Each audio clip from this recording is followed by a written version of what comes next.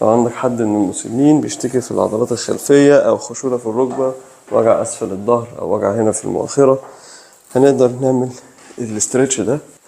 هتحط كده الركبة والرجل عند وسطك كده وتثبت هنا، وتحاول تفرد الركبة دي قدر الإمكان وتثبت الركبة التانية وتزحلق كده لبره، بحيث إن أنت تقدر تعمل إطالة للعضلات الخلفية والسمانة والمؤخرة وأسفل الظهر وأنت مثبت الرجل التانية.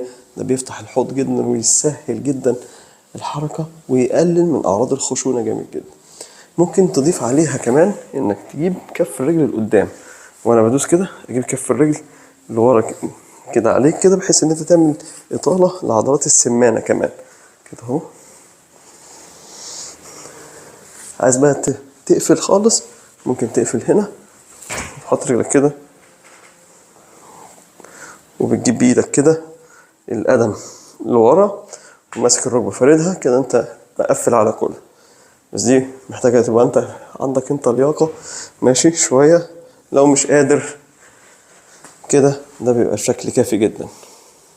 كررها 20 مرة الصبح، 20 مرة بالليل، مجموعتين. بجد بابا وماما هيدعوا لك جامد. هذا الله أعلم.